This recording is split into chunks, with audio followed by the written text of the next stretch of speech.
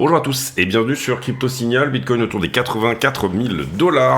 On va faire le point aujourd'hui principalement, je dirais, sur la structure et est-ce qu'on peut être dans une structure de retournement, comment ça se passe à ce niveau-là, qu'est-ce qu'on pourrait éventuellement venir chercher déjà dans un premier temps. C'est samedi, je pars en week-end juste après, donc déjà on commence par mettre un like parce que je prends le temps vraiment de passer ce petit moment avec vous et je trouve que c'est important de rétribuer le geste, éventuellement en prenant les quelques secondes qui vous permettent tout simplement de venir titiller un petit peu les algorithmes de YouTube. Allez, on y va pour l'intro.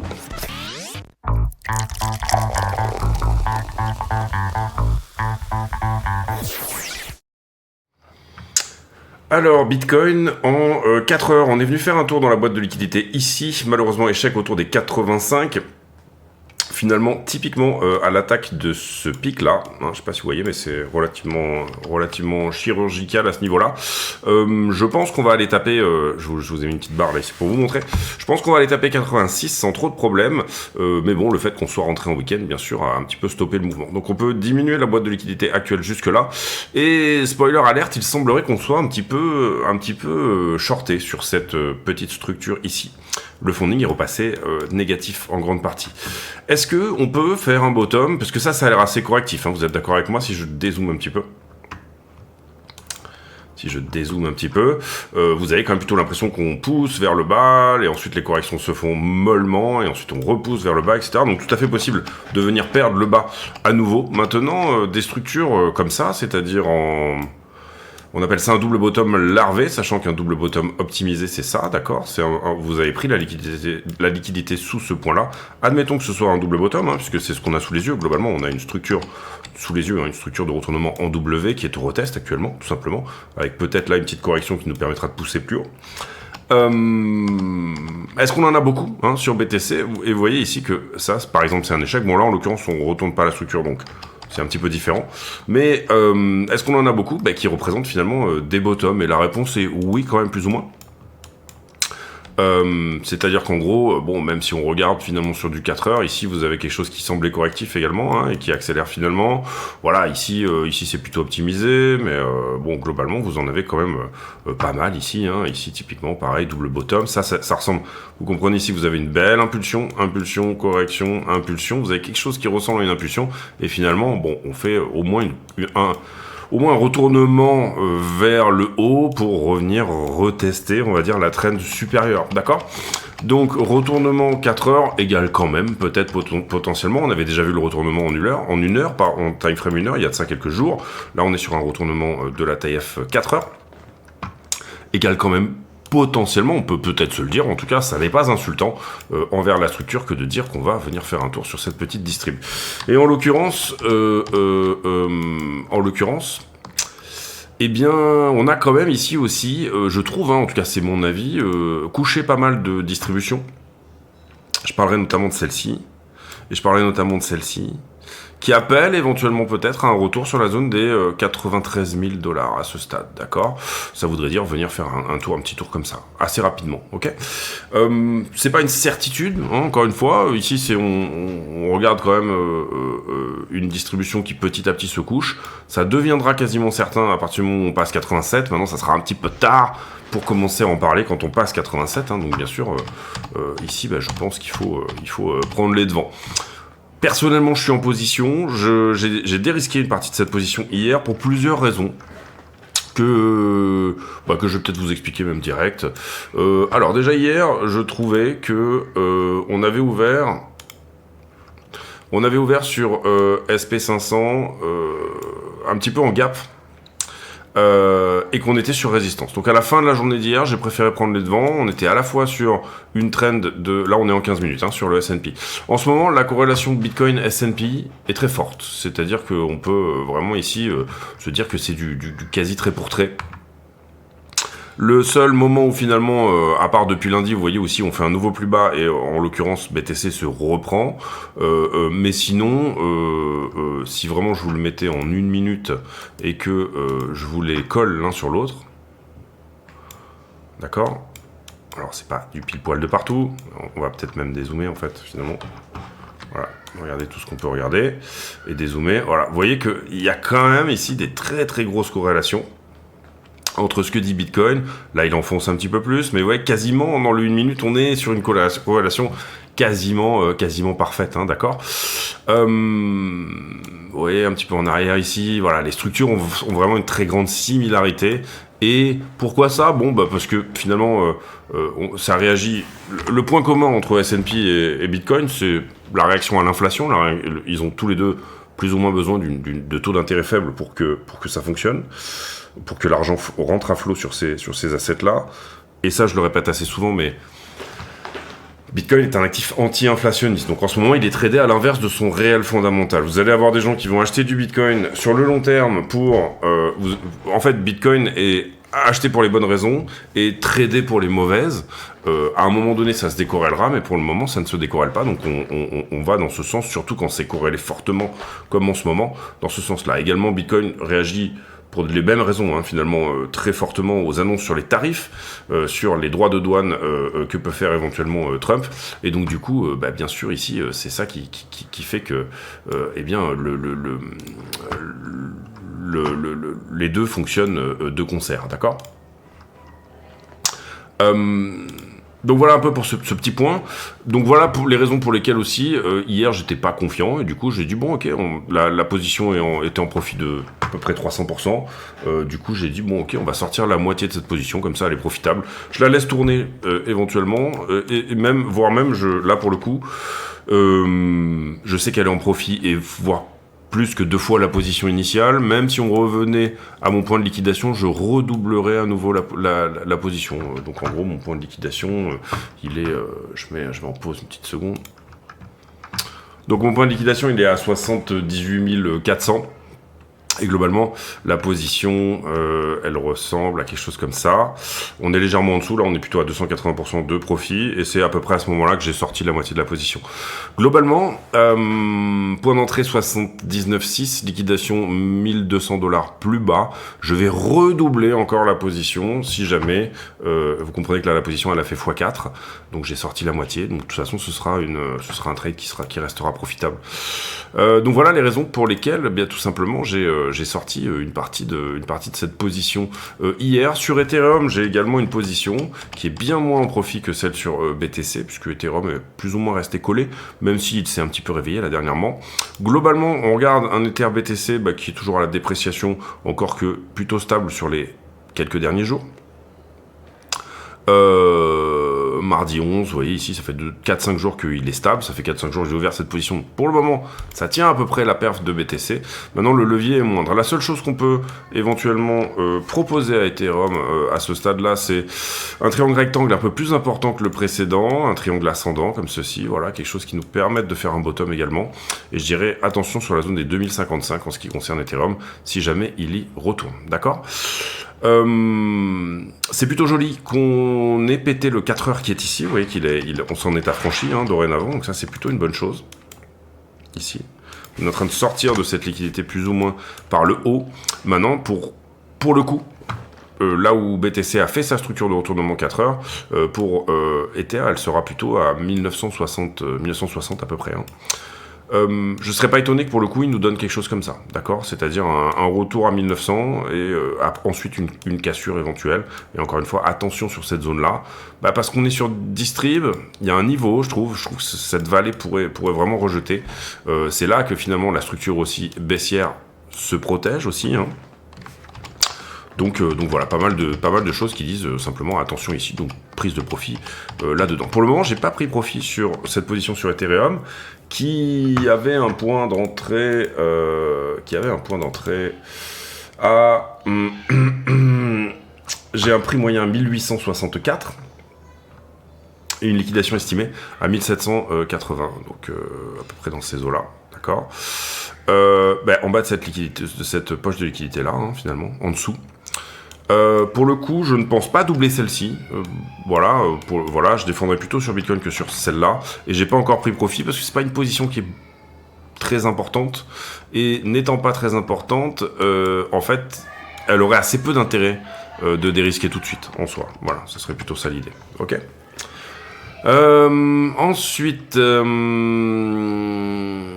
Je suis plutôt confiant pour un retournement d'Ethereum sur cette zone-là. J'aime bien quand il nous fait des petits triangles rectangles comme ça, si jamais il veut bien le faire, et si jamais, bien sûr, il veut bien péter les 1960, ce qui, pour le moment, n'est pas encore sur le papier. Et encore une fois, pour le moment, il est à la fois sur un niveau horizontal, mais également une trend, qui est celle-ci, hein. Donc pour le coup, voilà. Pour Ether également, si on arrive à passer 2050, je le vois bien retourner à ce point pivot là, c'est-à-dire 2500. Vous comprenez, c'est toujours ce principe de ah tiens, on est en train de coucher des distributions successives. Peut-être que bien que la suite, ça sera finalement de venir petit à petit les points pivots, hein, toujours la même technique, et bien coucher la distribution pour en faire soit un rejet, hein, ça peut être un rejet sur cette zone-là, mais en tout cas au moins revenir rechercher éventuellement ce point pivot sur lequel on peut estimer qu'il y a effectivement de la liquidité, d'accord ? On va ensuite sur le Total 3. Total 3 qui est ici. Où là c'est pareil, j'ai plutôt quelque chose de sympathique au sens où je casse la distribution qui était là, d'accord ? Et ça s'est passé le 13, donc il y a de ça quelques jours, et où j'ai pas de retournement structure à ce stade, mais peut-être potentiellement une continuation de cette correction haussière ici, à minima une correction, on va l'appeler comme ça pour le moment. C'est-à-dire que si je ne fais pas ici de recassure de la structure à nouveau, eh bien il se peut que je tienne à minima ce momentum-là. Ce qu'on veut maintenant voir, c'est que ce momentum-là accélère, d'accord ? On voit une parabole hein, là-dessus. En général, les altcoin seasons se font en parabole, et là pour le coup, donc typiquement ça, voilà, ce qu'on a eu là. Ça pour moi c'était une mini altcoin season, très bien, super. Momentum qui accélère, et puis bon, tout d'un coup, bon, boum, boum, boum, abaissé ici en correction, on revient au point initial, d'accord ? Donc voilà un peu l'idée. Ce que j'aimerais bien voir, c'est une accélération sur l'altcoin dominance. Pour le moment, elle est haussière, donc tant mieux. Et à minima, ce qu'on peut viser, c'est simplement une continuation de cette correction haussière. Ça semble assez correctif, hein, en tout cas. C'est pour ça que je vous ai mis ce côté parallèle un peu, en disant attention, si ça reste paralléloïde, finalement, ça continuera à ressembler à ça. Ok ? Ce genre de choses. Hein. Donc, impulsion, correction, impulsion supplémentaire. Maintenant, au plus elle monte, au plus l'impulsion supplémentaire, si elle copie la première impulsion, sera faible. Hein. Donc ça, c'est bien. Pour le moment, je trouve que c'est plutôt mignon pour faire un retour des altcoins sur la zone des 23,8. Les confirmations, pour le coup, d'alt season et de cassure auront lieu en partie, en tout cas c'est mon avis, hein, quand on arrivera à s'affranchir de cette distribution-là. Pour le moment, le prix est plus ou moins dans une sorte de compression hein, à ce stade, compression potentielle, qui là est en train de probablement revenir vers le haut du triangle, on va appeler ça comme ça. Voilà, ce qu'on veut voir ici, encore une fois, c'est à la fois que ça accélère, donc on tient par exemple, c'est un exemple, hein. Okay. On tient par exemple, donc là on a cassé ça, hein, vous l'aurez compris, je pense qu'on peut le dégager, on a cassé ça aussi, on l'a retesté, cassé, retesté, très bien, c'est bien. Maintenant ce qu'on veut voir c'est que on tienne par exemple, je dirais, ce momentum là. Sous-entendu, ça peut nous dire, ah bah tiens, on est sur un truc où peut-être que jusqu'au 22 mars, on aurait une belle semaine devant nous pour les altcoins, pour à minima nous faire typiquement ce genre de plan là, où on vient retester la distrib. Si ça passe la distrib, c'est crème, c'est super. Si ça ne passe pas la distrib, parce que c'est crème, c'est super, parce que à partir du moment où on passe 23 ici, on a des très belles chances d'aller à 25, pour les mêmes raisons que je vous ai montré avant, c'est-à-dire que ici, vous le voyez, on a une très jolie distribution que je viens d'effacer, hein. Et le point pivot est là, d'accord ? Donc si on passe ici, bah, le point pivot pour le coup, c'est les 25, d'accord ? Si on passe les 25, enfin si on passe ça, vous avez le top ici qui est peut-être visé. Voilà, on va voir encore une fois, mais on veut pas trop que ça vienne, encore une fois, venir jouer avec l'accumulation. On ne veut surtout pas qu'elle soit perdue, ça c'est une première chose. Et puis la deuxième chose, c'est qu'on veut pas trop que ça vienne jouer avec, parce que ça jouera aussi potentiellement un petit peu avec nos nerfs, hein, du coup. On va remettre cette distribution ici pour bien l'avoir comme sous les yeux. Et puis, on va espérer que ce momentum la tient. C'est-à-dire qu'à la fin de la semaine, on soit déjà à 23,7% de dominance en ce qui concerne toute la crypto, sauf BTC, Ethereum et les stablecoins. Stablecoin dominance, on avait dit qu'il y avait un rejet à faire. Ouais, pour le moment, on n'est même pas encore sur le 4 heures qui pourrait rejeter. Si ça rejette là, c'est tant mieux. Je vais même me mettre une petite ici, si la structure revient à se retourner, c'est-à-dire que une petite alerte, parce que moi je trouve que la stablecoin dominance a vraiment un très joli intérêt à être étudier. Donc attention à ça, parce que on a plutôt l'impression que ça c'est impulsif et ça c'est correctif. On veut vraiment que ça se retourne ici, c'est-à-dire d'avoir quelque chose à l'inverse, comme je vous l'ai dit. Si ici vous avez une parabole sur l'altcoin dominance, etc. et toutes ces choses-là, une accélération, un short squeeze d'une certaine manière, bien évidemment que la stablecoin dominance rentrera à la maison. Et je dirais que rentrer à la maison à ce stade, c'est déjà au moins revenir dans ces zones-là. Et ce que vous avez eu sous les yeux, et ça serait fantastique, bien sûr. Ce que vous avez vu, ce que vous avez eu sous les yeux, c'est une impulsion, une correction comme ça. On casse l'accumulation de la correction, mais qu'on vient en retester ici, et qu'on reteste ici de cette droite, et qu'en fait on fasse derrière l'impulsion supplémentaire. Un retest de bear flag, d'accord, sur la stablecoin dominance, qui serait fantastique au sens où, entre guillemets, on pourrait du coup considérer qu'en fait on va réitérer l'impulsion précédente, et réitérer l'impulsion précédente en haut de la correction qui est ici, nous donne finalement quelque chose comme potentiellement 4,1 en target. Ça, c'est si le flag est faible. Et ensuite, parfois, vous pouvez juste dire, je vais refaire la correction entière, c'est-à-dire 3,5% pour les stablecoins. Personnellement, ça voudrait dire juste perdre le bas. Pour moi, voilà, c'est une très bonne chose, au sens où, ça veut dire potentiellement, après on n'en sait rien, tout dépend du gâteau. 4% d'un gâteau qui diminue, par exemple, ça serait pas génial. Vous pouvez avoir très bien c'est très rare et c'est quasiment impossible, mais pourquoi pas une stablecoin dominance qui diminue alors que le prix baisse. Néanmoins, ce qu'on a observé principalement par exemple dans ce canal-là, c'est que ici vous pouvez timer là vous êtes typiquement sur une fin de bull market. Et ici, vous êtes typiquement sur un bear market. Et si je vous remets le prix sous les yeux, vous avez littéralement l'indicateur qui vous donne le total inversé. On va sur la news directement avec différentes choses que j'ai repostées. Alors, on va essayer de faire le tri parce que je voudrais pas être trop long. Un ETF un peu spécial, le BMAX. Globalement, il s'agit pour des entreprises comme MicroStrategy de finalement faire un ETF sur les bons du trésor convertible, les convertible bonds, c'est-à-dire probablement aider les entreprises comme MicroStrategy à proposer à leurs clients une forme d'exposition à Bitcoin. Donc c'est pour des entreprises qui ont du Bitcoin en trésorerie. Vous pouvez rentrer dans cet ETF tout simplement pour avoir elles mettent leur Bitcoin en collatéral et vous rentrez dans cet ETF-là. Donc finalement, vous allez avoir d'une certaine manière probablement du MicroStrategy, directement des boîtes qui ont du Bitcoin là-dedans, et je pense qu'elles vont être rétribuées en partie. Enfin voilà, je connais pas le mécanisme. Si ça vous intéresse, je creuserai un peu plus, mais en tout cas, c'est plutôt une bonne chose. Ici, tout simplement que même le fait que certaines entreprises puissent avoir envie de mettre du Bitcoin en trésorerie, donc de faire du strategy-like, en gros, ça serait une très bonne chose, notamment pour les grosses. Ça serait des gros effets d'annonce. Moi, ça serait ça, pour moi, le prochain gros catalyseur, on va dire, de Bitcoin. Malheureusement, aux dernières assemblées générales, par exemple de Microsoft, etc., il y a eu des propositions qui ont été faites dans ce sens, et ça ne s'est pas fait.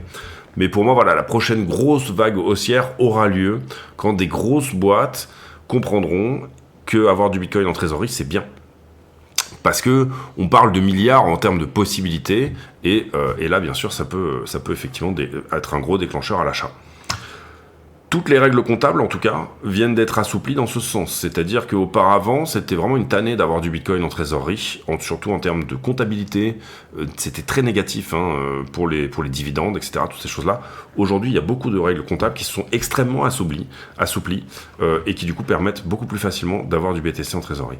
Ici, je passe là-dessus. Allez voir si ça vous intéresse. On parle de documents qui sont sortis qui concernent FTX et potentiellement le fait qu'ils aient été à l'origine de, avant eux, la liquidation de FreeAC Capital, mais pas que, peut-être Terra Luna, et c'est la question que se pose CZ. Et à l'époque, j'avais beaucoup enquêté moi là-dessus, notamment un peu dans des sphères un peu complotistes, mais on avait vu qu'il y avait quand même effectivement des choses qui étaient un peu louches de ce côté-là.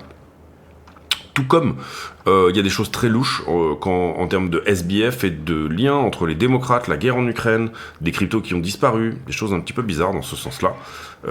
Voilà, je suis pas un journaliste d'investigation non plus, mais en gros, quand vous allez un peu sur des comptes qui savent ce qu'ils font et qui commencent à regarder un petit peu, il y a des choses qui sont pas tout à fait logique à plein de niveaux. Qui c'est qui finance ça? C'était Gemini en l'occurrence, l'exchange des frères Winklevoss qui a payé ce très joli défilé de drones qui dessine un Bitcoin au-dessus de la ville de Austin. Ici, un peu d'opium avec sur le crypto total, on est au retest, alors ça ressemble beaucoup à la charte de Bitcoin. Sauf que Bitcoin n'a pas retesté cette ligne de coup ici d'une éventuelle séance. Allez voir ce tweet si ça vous intéresse. Mais en gros, voilà, l'idée c'est que je vous ai tout mis, je vous ai mis les targets, etc. Ici, on parlait de trade management. Rejoignez-nous sur X si tout ça vous intéresse également. Et puis, allez voir dans les liens de la description de la vidéo tout ce qui est proposé en termes de possibilités. Je rappelle que tous les bénéfices de la chaîne sont reversés à mécénat chirurgie cardiaque. Donc du coup, n'hésitez pas, tapez dedans. Voilà, ici on parle de Macron et de ses liens finalement avec les Bolloré, les Xavier Niel, les Dassault, etc. dès son élection et même avant. Super, très très bonne investigation ici. Et là dans ce tweet on parle de la corrélation entre l'or, plutôt on parle de la dévaluation du dollar je dirais, et on prend l'exemple de la soupe de condensé Campbell. J'avais déjà pris cet exemple et là je l'ai superposé finalement à la courbe de l'or et expliqué pourquoi là ça diverge, mais globalement ce qu'on voit ici c'est le dollar se déprécier plus que la boîte de concentré de soupe de Campbell qui n'a jamais changé depuis 125 ans s'apprécier, et où l'or s'appréciait. Donc l'or est un hedge contre l'inflation, ou en tout cas l'augmentation de la masse monétaire, et ce de manière exponentielle depuis que le dollar n'est plus convertible en or. En 1971, ici, Nixon annonce la non-convertibilité. Ici, il y a une bulle qui se fait sur l'or pour plusieurs raisons. Notamment, et ça j'en parlerai peut-être un jour, mais le fait que, en fait, dans les années 30, Roosevelt a fait un sale coup un peu à la population américaine. Il leur a dit qu'il était interdit de posséder de l'or, parce que tout le monde dès qu'il y avait un problème, tout le monde se ruait vers les métaux précieux, ce qui était problématique. Et qui créait bien évidemment des crises, etc. Et puis on vendait des actions notamment pour aller racheter des métaux précieux. Donc il a dit maintenant il n'y a que les États qui ont, enfin aux États-Unis en tout cas, seuls les États peuvent posséder de l'or. Il a dit par contre donc il est interdit de posséder de l'or pour les particuliers. Par contre je vous rachète si vous voulez votre or au prix du marché. Ce qui a été fait, il y a 500 tonnes d'or qui ont été récupérées à cette époque-là par le Trésor américain. Et puis on n'avait pas eu le droit de posséder de l'or pendant 45 ans aux États-Unis. Et en 1975, à peu près par ici, il a été possible à nouveau de posséder de l'or pour les États. Donc on voit ici, d'abord, non-convertibilité du dollar en or, donc finalement l'or qui prend effectivement sur fond aussi de chocs pétroliers, etc. Donc c'est normal qu'il soit un petit peu apprécié. Derrière, 75, en plus on ouvre aux particuliers la possibilité d'acheter de l'or. L'or fait un top à $850 à peu près en 1980. Et il faut bien comprendre que $850 sur une hypothèse basse de changement du pouvoir d'achat, donc sous-entendu, imaginons que les prix ont été multipliés par 4 depuis 1980, et c'est une hypothèse basse, c'est-à-dire 400% d'inflation depuis 1980, c'est vraiment une hypothèse basse, puisque je pense en 1980, pour redonner un exemple simple, mais avec, je dirais, je suis né à peu près dans ces années-là, mais je pense qu'à l'époque, avec 300 francs, vous remplissiez un caddie largement. Aujourd'hui, il vous faudrait à l'aise, plus de 300 €, donc x6 et quelques, et je pense même 400 € pour remplir un caddie. Donc on est plutôt dans une hypothèse basse, encore une fois. $850 de l'époque font les 3000 d'aujourd'hui. D'accord ? Donc vous auriez acheté de l'or en 1980, vous auriez juste transporté votre pouvoir d'achat dans le temps, ce qui est déjà pas mal. Il n'y a pas de problème là-dessus, c'est déjà pas mal. Et surtout, vous comprenez ici qu'en 1980, après, c'est un peu la crise en Iran, etc. Il y a pas mal de choses qui se passent, crise en Afghanistan. Et puis surtout, les retail, parce que dans le sale coup qu'avait fait aussi à l'époque Roosevelt, en fait, il a racheté les 500 tonnes d'or, et 1 ou 2 ans après, je dirais, je sais plus exactement, il dévalue le dollar. Donc du coup, vous comprenez que il augmente les 500 tonnes d'or qu'il avait rachetées, il multiplie leur valeur par 2. Je sais plus à combien exactement avait été évalué le dollar, mais je pense que c'est à peu près un divinus. On le voit ici sur la charte, où en fait, vous le voyez, je sais pas si vous arrivez à le voir, mais ici vous avez la dévaluation du dollar. C'est pour ça que d'un coup, il y a une appréciation de l'or, et donc les 500 tonnes d'or en valeur finalement en valent 1000. Derrière ça corrige beaucoup et pendant un certain temps, alors que la boîte de concentré Campbell est à l'augmentation. C'est d'une période un peu spéciale pour l'or, puisque de, on va dire, 1980 jusqu'à à peu près 2000, eh ben il y a une bulle qui se dégonfle là en fait finalement sur l'or, alors que effectivement en termes de dollars, il est la soupe de Campbell, la boîte de concentré de tomates, pardon, pas de soupe, mais est plutôt en train de s'apprécier. Analyse super intéressante, du coup j'en ai profité pour vous mettre ici le Bitcoin par rapport à l'or, qui pour le coup surperforme très largement bien sûr l'inflation. Encore que on voit que sur le dernier cycle, on reste certes sur cette linéarité, mais sur le dernier cycle c'est pas ouf, d'accord, en termes de performance par rapport à ce qu'on a pu avoir sur les cycles précédents, sur les 3 ou 4 dernières années, on est peut-être en train de se mettre à plat. Donc intéressant, des choses super intéressantes, moi je trouve en tout cas à regarder. Et ici, pareil, réaction un petit peu sur Régis Le Sommier qui parle du fait que ça prendra probablement 10 ans à la France à se réarmer. Et oui, quand on sait que pour produire en France un missile anti-aérien, l'équivalent du Patriot, ça prend 42 mois à la boîte qui les produit. C'est-à-dire que pour produire un missile, si vous le commandez aujourd'hui, vous aurez votre missile dans 42 mois. Donc 42 mois, ça fait 3 ans et demi. Donc voilà. Encore une fois, venez nous rejoindre sur le Twitter, le Discord également, hein, bien sûr. Et tous les bénéfices de la chaîne sont versés à Mécénat Chirurgie Cardiaque, donc n'hésitez pas. Sur la news globale, on va passer, la news macro, on va passer rapidement, j'en ai déjà parlé de pas mal de choses. Un spot ETF sur Avax, très bonne nouvelle pour eux. L'Argentine qui assouplit les règles sur les assets digitaux. La Fed qui est attendue pour 2 coupes de taux cette année qui commenceraient en septembre. Pour moi, c'est plutôt mai-juin, mais voilà, ça, chacun fait ce qu'il veut, chacun pense ce qu'il veut. Le Dow qui reprend des points, on en a parlé, j'en ai plutôt haussière, et ça c'était bien sûr vendredi, excusez-moi. Et puis voilà, hein, globalement, et après calendrier économique, vous aurez le FOMC mercredi. Les liquidations, plutôt mou, hein, même parce qu'on a quand même une fin de vendredi hein, dans l'histoire, donc c'est plutôt mou. 100 millions de liquidés en short, 57 millions de liquidés en long, l'action de prix a été plutôt haussière. Et sur Bitcoin, 21,49, donc 1 pour 2 également. Bitcoin plus Ethereum représente plus de la moitié, on reste dans une forme de normalité. 163 millions, c'est un peu mou, mais ça devrait être une journée normale si l'Open Interest venait à se calmer. Quelques ordres ici qui ont été touchés à la vente. Des ordres à l'achat qui se faxent, et ça j'aime bien. Qui se faxent sur la montée. Ça souligne que les gens courent après le prix. Et je trouve que c'est plutôt un bon signal. Ici, on est venu chercher ce niveau au niveau des longueurs. Et vous voyez qu'il y a une belle divergence à partir de là.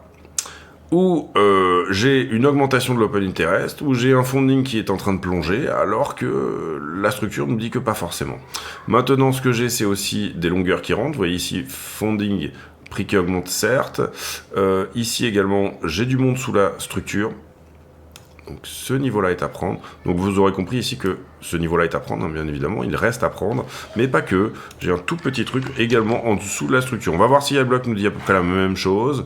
Mais c'est plutôt encourageant, c'est-à-dire que j'aurais plutôt tendance à taper celui-là en 2 pixels et me dire qu'on peut tenir éventuellement les 82 800. Bam bam pour repartir. En tout cas, funding fortement négatif. C'était pas arrivé depuis un certain temps. Notamment toute cette zone-là. Juste avant le short squeeze de l'annonce de Trump.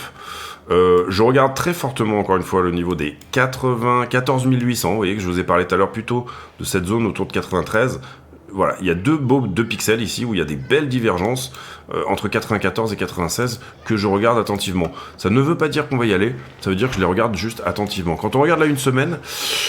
en termes de heatmap, on a commencé à toucher, alors je vais peut-être rafraîchir parce que c'est peut-être un peu vieux en data, on va juste vérifier qu'on est bien. On a pris un petit peu on a crevé un petit abcès ici, hein, vous le voyez ici sur cette zone-là. Et ce que j'aime bien, c'est qu'effectivement, on est en train de refaire jaunir encore plus ce qui se passe au-dessus. Donc je serais vraiment pas étonné que ce qu'on visait anciennement en 86, si on passe le week-end un petit peu comme ça, d'abord un petit tour juste en dessous de la structure, je dirais, vous voyez ici peut-être même 81, 82. Donc perdre 1 ou 2 000 $ pour finalement revenir derrière, rechercher assez facilement et assez rapidement. J'aurais même tendance à dire ici les 87, au sens où si on traîne un peu dans le coin, ça va jaunir jusqu'à encore un petit peu plus haut. D'accord ? Donc voilà, je trouve que je suis plutôt confiant pour une continuation. Quand on regarde les poches de liquidité, les bulles, on a quand même un petit quelque chose ici à 79 qu'on a laissé sur la route. Et vous voyez ici, je vous ai expliqué, alors moi je l'ai mis là, ce qui se passe sous la structure. Maintenant vous voyez que en termes de bulles de liquidité, c'est 82 qui serait visable en termes de liquidité fraîche, d'accord ? Liquidité fraîche qui, si jamais je les regarde, pour le coup, et ça c'est super qu'ils aient vraiment développé la liquidité en 12 heures sur la 3 jours et la 1 jour, bah vous voyez qu'on est au milieu de rien. Enfin en tout cas le sentiment est mitigé, peut-être même un peu plus longueur sur le début du week-end, puisque les 12 dernières heures c'est finalement la fin du vendredi soir, donc le début de week-end. En général on est plutôt long le week-end, donc c'est plutôt un mouvement baissier qui nous attend le vendredi soir, c'est pas toujours le cas mais en général. Et ici pareil, je trouve qu'on est très légèrement plus longué, donc cette idée potentiellement, encore une fois, d'aller faire un petit tour vers le bas avant d'aller vers le haut, je trouve qu'elle est correctement correcte. Sur la 3 jours, est-ce que c'est flagrant? Non, on voit plutôt qu'on a laissé quand même une poche de liquidité autour des 80, qu'on pourrait aller prendre, il n'y a pas de souci. Donc attention, à 86,6, si jamais on se retourne, on risque d'aller faire un tour encore une fois sous la structure. Donc, globalement, on revient ici sur BTC, on fait la conclue de cette vidéo. Pour moi, je suis très confiant qu'on percera ce qui se passe au 86. Maintenant, ça reste de la confiance et pas forcément... voilà, une certitude, d'accord. Globalement, ici, le retournement de la structure, il nous annonce quand même plutôt, je trouve, 92-93. Et à part la distrib, finalement, il y a toujours cette liquidité sur la zone des 96 qui est toujours là. Donc en soi, aller prendre cette liquidité-là, donc casser la distrib, comment va être le sentiment à ce moment-là, c'est un petit peu la question ici qu'on peut se poser. C'est-à-dire, si on remonte ici dans ces eaux-là, et qu'on arrive à casser la distrib, est-ce que ce niveau-là va être défendu, / shorté en termes de sentiment, mais est-ce que le prix ne va pas avoir envie d'aller vendre tout ce qu'il a accumulé ici, Vous comprenez ici que ça fait un petit moment quand même que les market makers, etc., sont en train d'absorber toute l'offre. Si on y va, voilà, ça peut être aussi bien aller prendre toute la liquidité finalement qui se trouve dans le game, La seule chose que je dirais que je trouve plutôt mignonne et pas mal dernièrement, c'est qu'on a plus ce phénomène de couteau qui tombe et on a un sentiment qui, du côté retail, j'entends ceux qui n'ont pas de pognon, est plutôt passé shorter, d'accord. Donc ça peut permettre éventuellement de passer, allez, on va dire au moins ça, d'accord. Et derrière passer au moins ça nous ramène quand même plutôt vers cette zone-là, ok. Donc dans un premier temps, je trouve que viser le 1 heure qui est là, par exemple, typiquement 90, est une bonne idée. Au sens où ça peut coller avec la distrib, le reste, etc. Donc, tout premier TP prochain, 86. En ce qui me concerne, j'ai dérisqué largement avant, donc je ne reprendrai pas de TP sur cette zone-là des 86, puisque vous comprenez que, globalement, à 85 à peu près, j'ai déjà sorti une grosse partie de ma position. Prochain TP sur moi, c'est sur cette distrib-là, et ensuite on laisse le runner, je trouve, aller prendre le top. J'ai pas nécessairement besoin ici, encore une fois, ça sera un petit runner, mais... petit runner fois gros levier fois gros mouvement, comprenez bien ici que même si, on va dire, en levier 50, avoir un bitcoin en position, ça vous coûterait, en levier 50, quelque chose comme à peu près en ce moment, $1 500, d'accord, $1 500 en position si c'est votre runner. $1 500 peut très bien être la totalité de votre position. On va même faire plus simple. On va dire, allez, vous avez au départ une position à $1 500 pour faire simple, pour un BTC. Donc c'est pas votre runner, c'est la position totale, admettons.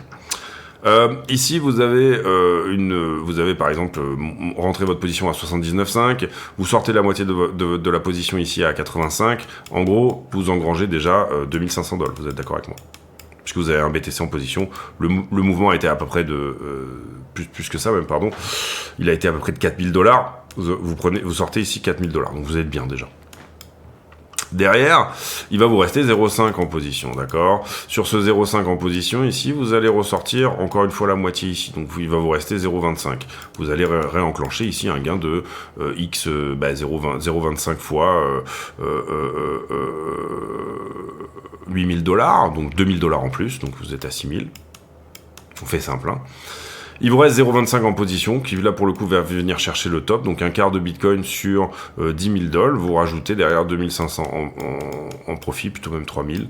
Donc ça vous fait au final une position qui sort 10 000 sur une prise de risque 2005. Mais par contre, la position, donc et vous voyez que le runner a fait tout le reste de la position alors qu'il ne représentait qu'un quart de la position, ok. Et le runner a fait une très très belle dernière poussée, et il a poussé la rentabilité de cette position énormément, mais sans nécessairement risquer quoi que ce soit, puisque vous compreniez que ici la position était déjà entre guillemets dérisquée dès le départ, dès ce point-là, ok. La position était déjà hors de risque, le capital, il n'y a pas eu d'insulte de la structure ni quoi que ce soit, et le capital était déjà protégé, le capital de trading était déjà protégé en soi dès le départ. Alors des coups comme ça, vous allez en faire X% dans l'année, mais la grande réponse ici et la grande question, c'est à quel point vous allez en foirer certains, mais sans les foirer, puisque de toute façon vous allez dérisquer, d'accord. Et l'idée ici, je dirais qu'un trade réussi, c'est il est déjà largement réussi quand il est entre guillemets foiré, mais dérisqué. Et en l'occurrence ici, une grande partie de l'idée, c'est d'arriver à dérisquer à peu près 2/3 de vos trades, hein. Et si une position sur 3 ne prend pas, à ce moment-là, il n'y a pas trop de soucis. Également, quand je parle de dérisquer, je ne parle pas de dérisquer à zéro, je parle aussi d'enclencher des frais et quelques profits. C'est-à-dire que pour moi, sur le long terme, parce que vous allez avoir des périodes où vous allez être contre-tendance et vous allez vous faire allumer, et vous arriverez à peine à dérisquer 50% de vos trades, d'accord. Alors il y a toujours un trade après qui sort du lot et qui fait la perf, il n'y a pas de problème. Mais par contre, dérisquer 50% de vos trades veut dire que pendant un certain temps, vous faites en fait, et ça c'est très déprimant, vous faites zéro gain. Et tout dépend bien sûr du risk-reward que vous allez faire, etc. Mais quand je parle, si vous dérisquez à zéro, donc vous n'incluez pas les frais, vous n'incluez pas toutes ces choses-là, etc., vous pouvez même vous retrouver légèrement en perte. Donc c'est pour ça que moi, quand je dérisque plus que la moitié de la position, au sens où j'essaye pas juste d'être à zéro, j'essaye d'avoir déjà du profit. Et pas juste du petit profit, c'est-à-dire c'est pas que les frais, etc. J'essaie que ça me fasse tout simplement une perf. C'est pour ça qu'on me posait la question la dernière fois, pourquoi tu parles de dérisquer alors que tu fais 200% et tu parles de sortir la moitié alors que tu as fait x3 sur ta position, c'est tout à fait juste. C'est cette petite différence ici qui fait que à la fin de l'année, quoi qu'il en soit, sur mon risk reward, je protège mon capital de trading. Donc c'est cette toute petite différence. Quand je parle de dérisquer, c'est un terme, parce que je sais que le reste de la position va aller chercher plus haut, mais je parle aussi de gagner du pognon, d'accord ? Donc voilà, c'est des petits détails comme ça, et vous enlevez complètement, vous sortez complètement de votre scope le côté greedy, le côté « Ah mais non, mais en fait, ça y est, j'ai la super structure de retournement, c'est bon, le prix il retourne forcément à 110. » Non, pas du tout, parce que là, pour le coup, ce type de trade qui est vraiment gagnant jusqu'au runner, entre guillemets, va représenter plutôt quelque chose comme 15% de vos trades en tout. Donc imaginez... ne vous battre, enfin ne faire que avec ça. En fait, votre capital de trading, il va faire du yo-yo en permanence et ça va être déprimant pour vous. C'est pas l'idée du tout. L'idée, c'est que votre capital de trading, il ait une belle progression, et puis de temps en temps, hop, il y a un beau trade, ça se passe bien, et puis ensuite, on va dire, il va rester un peu comme ça, des fois, vous allez perdre un petit peu, et puis hop, il prend une belle position, donc ça se passe bien. Tous ces 15% de trade avec des runners qui vont au bout, ils sont là, mais au final, la trend, et c'est celle qui est la plus importante, c'est celle-là. C'est que votre capital, en permanence, soit à la gonflette. Alors, vous allez avoir des gens qui vont dire, moi je veux faire juste augmenter un capital de trading, donc je suis capable de passer du temps pour le faire augmenter ad vitam aeternam, pour trader avec plus, à la fin. Moi je suis à un point là où en fait finalement je m'en fous un peu, c'est-à-dire je me sors une perf, je paye mes impôts avec, et je me sors juste une perf, et j'ai pas, entre guillemets, un truc qui maintient mon niveau de vie, j'ai pas besoin, entre guillemets, d'aller prendre plus de risques que ça, ni même réinvestir des gains en permanence donc voilà, là, je suis arrivé à un niveau de capital de trading que je protège, qui augmente certes, mais où en gros derrière je le ramène à peu près tout le temps au même niveau, parce que finalement ça me va comme ça. Et donc du coup voilà. Après, pour ceux qui veulent tout simplement vraiment faire augmenter un capital dans le temps, et c'est possible, je dirais, sans y passer nécessairement non plus des heures, d'accord ? Il faut juste être extrêmement discipliné, à la fois sur la routine, celle que je vous montre tous les jours, il faut que vous la fassiez vous, Discipliné aussi sur le risk management, ce que je vous ai expliqué derrière, et tout ce que je viens de vous expliquer, et tout ce qui est également expliqué en fin de vidéo. Vous avez une playlist de 6 ou 7 vidéos qui vous expliquent vraiment comment fonctionner là-dessus. Et encore une fois, c'est tout à fait possible justement de partir aussi d'un capital plus petit et de petit à petit le faire augmenter jusqu'à pouvoir en vivre. Ce que je conseille au départ quand même, ça reste de dire, si vous commencez le trading, allez plutôt commencer avec, admettons que vous allouez un capital de, je sais pas, 10 000 € au départ pour faire ça, d'accord ? Commencez déjà à aller mettre 10% de cette somme, 2000, ok ? Et voyez à quel moment vous êtes sûr d'être rentable. Et quand je parle de rentable, je parle de à minima passer, avec déjà cette somme-là, d'accord ? À minima passer une centaine de trades, quelle que soit la TF, d'accord ? Et là, comprendre votre perf sur 100 trades, ok ?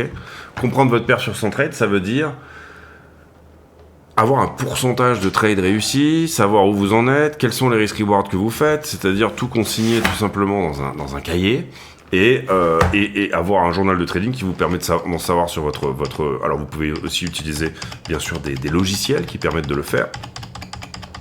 Mais vous comprenez ici, et vous avez des logiciels qui le font même automatiquement, si vous tradez sur certains exchanges, vous donnez les API et les logiciels le font tout seuls. Ça, c'est super pratique. Maintenant, voilà, le fait de réellement noter toutes les choses, etc., me paraît quand même être le plus intéressant. Les amis, je vous laisse là-dessus, parce qu'il faut que je vous laisse là-dessus, tout simplement. On se retrouve demain pour une nouvelle vidéo. J'ai pour habitude, en fin de vidéo, de poser une question à la con, c'est-à-dire une question qui n'a rien à voir avec le prix du Bitcoin, mais qui nous permet de converser de choses et d'autres. Et en l'occurrence, la question du jour sera... Tiens, est-ce que vous croyez dans ces trucs homéopathiques là, c'est-à-dire oscillococcinum? Mon beau-père est médecin, donc le copain de ma mère, et il dit que c'est le sucre le plus cher du monde, c'est-à-dire qu'il y croit pas du tout. Et en fait, moi, quand je suis un peu grippé, je prends ce truc-là, parce que pour le coup, c'est plutôt... Ma mère est à fond là-dedans, enfin, elle est dans ce délire-là, malgré le fait elle est avec un médecin qui est cartésien. Et en fait, il y a quand même ce sentiment que ça fonctionne. Donc, est-ce que vous croyez dans ces trucs homéopathiques-là ou pas du tout? C'est une question à la con, du coup, c'est le principe.